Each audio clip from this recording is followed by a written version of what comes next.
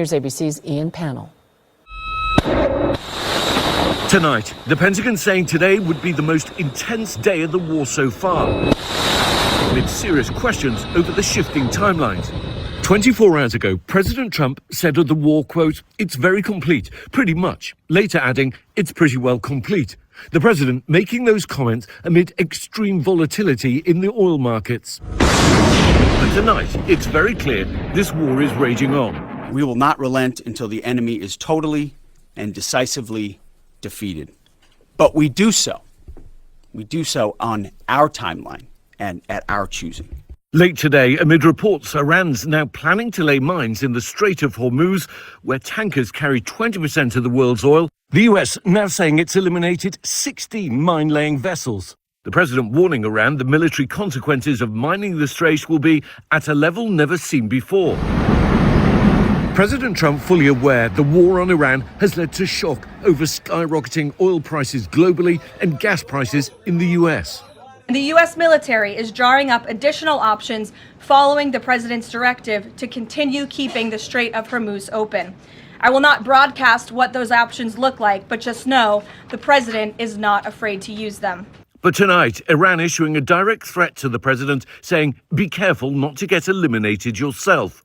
And today, confusion over whether the US Navy had escorted a ship through the dangerous strait. A post with video from Energy Secretary Chris Wright said the US Navy successfully escorted an oil tanker through the Strait of Hormuz. But then, about 30 minutes later, that social media post was deleted, the department blaming staff for a, quote, "incorrect caption." The White House says it never happened.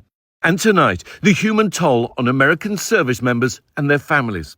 The Pentagon now confirming at least 140 American service members have been injured so far in this war, 8 severely wounded. ABC News learning new details about the Iranian drone strike that killed 6 US soldiers in Kuwait. A source telling ABC News the soldiers there had taken shelter in a bunker as air defense systems intercepted a wave of Iranian drones. But moments after the all-clear was given to return to their work building, a drone slamming into the structure. And for the first time tonight, we're hearing from one of the surviving soldiers inside that building, Minnesota Army Sergeant First Class Corey Hicks. I remember hearing a buzzing noise that got louder and louder, like really quickly. Hicks describing the harrowing moments before that deadly drone came crashing in. I remember turning my head to the left and I seen the nose of that drone pop through. And as soon as it did, I knew what it was. It was either a missile or a drone. So I turned to my right, and that's when it blew up and just blew the whole building apart.